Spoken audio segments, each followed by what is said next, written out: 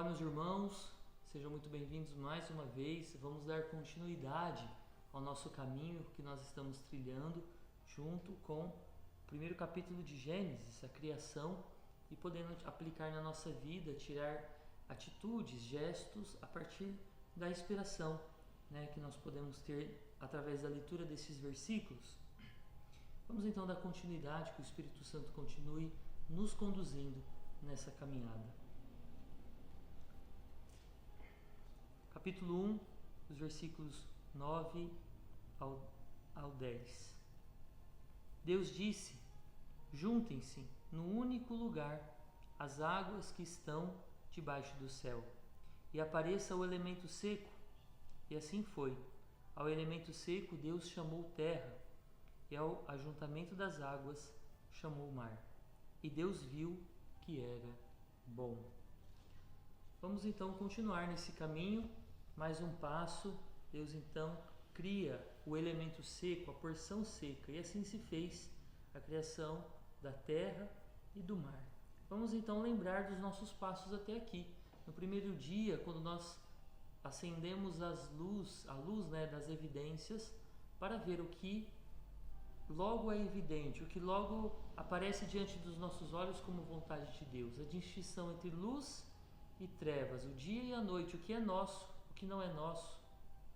Depois, a separação das águas através do firmamento, que nos apontam as prioridades que nascem das nossas evidências, da vontade de Deus para cada um de nós, daquilo que é luz para nós. O momento da atividade. E hoje, a separação da água com a terra, que então são os nossos limites. Evidências, e dessas evidências nascem as nossas prioridades, e agora, no terceiro dia, os limites, que também podemos tirar conclusões a partir das nossas prioridades. Nós vamos analisar isso, refletir sobre isso. Ajuntem-se as águas debaixo dos céus num só lugar, e apareça a porção seca. Então, essa diferenciação importante entre água e terra. A água do mar, como nós falávamos, representa a morte, o perigo. E a terra, que é o lugar seguro, o lugar onde nós construímos nossa casa, o lugar onde nós plantamos, é o nosso espaço seguro. Então é muito importante nós sabermos até onde vai o meu espaço, até onde vai a nossa terra, aonde eu posso construir o meu espaço de atividade. As grandes prioridades começam a identificar marcações importantes. Eu preciso colocar limite, fronteira e demarcar o pedaço da minha terra, até onde eu posso cultivar a terra e plantar. Olha que interessante isso. Um agricultor, ele então tem claro o espaço da terra onde ele vai plantar, onde ele vai adubar a terra. Não é sem limites. Se ele tiver que cuidar de toda a terra do mundo, ele não vai conseguir. É preciso saber até onde vai o meu campo de ação. Se no dia segundo nós vimos as nossas prioridades, os nossos deveres, hoje, no terceiro dia, vamos ver os nossos limites, ou seja, os nãos que nós precisamos colocar. Se a evidência, aquilo que é vontade de Deus, aquilo que eu sei que é bom que eu faça, eu preciso dizer meu sim para isso, eu preciso também dizer não para as outras coisas. Eu digo sim para minhas prioridades e não para os meus limites. Então, na vida, nós precisamos ter sim e não. Sims e nãos, não é verdade? E um completa o outro, um precisa do outro. Para eu poder dizer um verdadeiro sim, eu preciso dizer um não. Se eu quero tocar violão, aprender a tocar violão, e eu vou decidir isso, eu vou colocar isso como algo importante na minha vida, eu entendo que isso é importante para a minha vida, então eu preciso dizer não para a bateria, para o piano, para o saxofone. Eu preciso saber o que eu quero. Se eu entendo que tocar violão faz parte da luz para mim, daquilo que Deus me pede nesse momento, então eu preciso dizer não para tantas outras coisas. Ou seja, meus irmãos, Dizer sim para uma coisa significa dizer não para várias outras.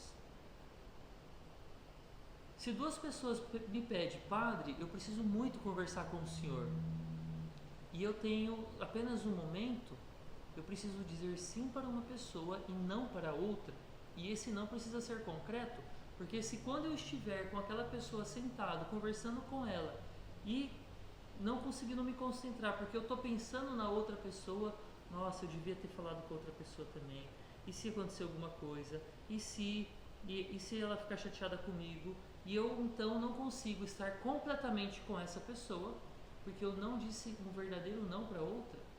Eu estou aqui presencialmente, fisicamente, mas meus pensamentos estão lá com outra pessoa e eu não consigo dar um verdadeiro sim para quem está diante de mim. Apenas um exemplo para mostrar como um não e um sim, eles se completam. E aqui quantas coisas, né? Nós poderemos dar de exemplo, mais para frente vamos falar ainda um pouco mais sobre isso. Um sim precisa de muitos nãos. Isso aqui eu já disse. Olha que interessante isso aqui. Se eu não me limito, eu não tenho uma identidade.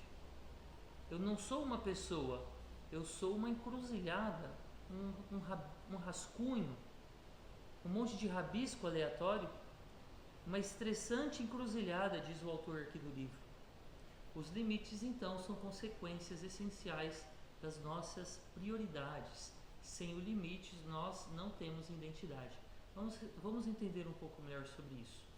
Se eu pedir para cada um de vocês agora pegar um papel e uma caneta, talvez que você já tenha aí na sua mão, e desenhar o Brasil. Identifique para mim o Brasil numa folha. Desenhe ele para mim. Você vai precisar desenhar o Brasil de uma forma, como ele é. E o que você vai fazer? Começar a traçar no papel as fronteiras do Brasil, os limites do Brasil, aonde ele termina. Para nós identificarmos o Brasil, nós precisamos desenhar no papel onde o Brasil termina, o não Brasil, e a demarcação desses limites, aonde acaba o campo demarcado do Brasil, é exatamente esses limites que permite nós identificarmos aonde está o Brasil, o formato do Brasil. Olha que interessante isso. Os limites me ajudam a encontrar a minha identidade. Se você rejeitar um limite, você não vai conseguir se encontrar também. Rejeitar um limite é um desastre. Não podemos possuir tudo e todas as coisas. E olha que interessante, meus irmãos. O início da grande tragédia, e eu gosto muito dessa expressão que uma vez eu escutei, foi aqui que começou a longa marcha da vaca indo para o brejo. Quando os nossos primeiros pais, Adão e Eva, tentaram viver sem limites. Vós sereis como deuses. Pode tudo, conhece tudo, sabe de tudo, tem o poder de dominar todas as coisas. Não há limites para Deus. Foi aí que começou a primeira tentação, uma vida sem limites. Quando nós olhamos as tentações de Jesus no deserto, diante da fome, a tentação de fazer a pedra se transformar em pão. A realidade daquele momento de Jesus é que não há comida. A realidade é que ele está vivendo um tempo de deserto, de jejum, de penitência, um tempo de preparação espiritual para a sua missão. E a tentação é fazer a pedra se transformar em pão, ou seja, eu quero saciar os meus desejos, não importa a realidade, nem que eu tenha que transformar a realidade. O problema, meus irmãos, é que as coisas, as situações, e é interessante que isso vai voltando muitas vezes ao longo da nossa jornada, não é verdade? Aceitar a realidade. A realidade, as situações, não são todas organizadas para satisfazer os meus desejos. Nem tudo gira em torno de mim, e eu não posso fazer tudo o que eu quero. É preciso colocar limites, e a resposta de Jesus é: não só de pão vive o homem. mas da palavra que sai da boca de Deus. Ou seja, Jesus não está condenando o alimento material, mas ele aponta que há outras coisas que alimentam o homem, outras coisas superiores, mais importantes. Se nós criamos uma criança sem nenhum limite, a gente está criando um monstro. Jesus então também aceita os seus limites. Aceita que aquele é um momento de tentação, de provação, e não é hora de se alimentar. E é interessante porque ele, sendo Deus, ele se colocou limites porque Jesus aceitou os limites humanos. Ele passou fome, ele cansava, ele chorou, não é? Ele esperou o tempo certo de cada coisa.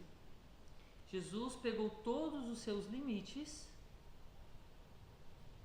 e transformou isso em oportunidade de fazer a vontade de Deus. É preciso aceitar a realidade.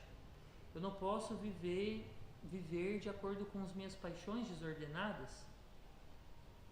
E nós podemos pensar assim: quem vive melhor? Quem se alimenta desse alimento melhor? Quem somente pensa em si mesmo, ou quem é capaz de se sacrificar pelo outro? Quem fala o que quer toda hora, ou é capaz de morder a língua porque não é o momento de dizer certa coisa? É preciso respeitar a liberdade do outro. Nós podemos pensar no mundo que nós vivemos hoje, da ideologia de gênero, não aceitar certos limites daquilo que forma a minha identidade. Eu gostaria de viver de outra maneira, de experimentar outras coisas, mas a realidade é que um homem que se identifica como uma mulher nunca poderá engravidar e experimentar a maternidade. É um limite, e esse limite aponta à paternidade, e ali é a terra de dar fruto. Quanto poderíamos refletir, sobre essa realidade de não aceitar os limites que me são colocados para poder viver da forma como que os meus desejos apontam. Então, há limites. A vida tem os seus limites, mas lembrando que esses limites não são só tragédias, mas apontam um caminho, demarcam uma terra, o meu espaço de ação, aonde eu posso dar fruto. Vamos juntos, vamos continuar caminhando e até daqui a pouco, no próximo vídeo.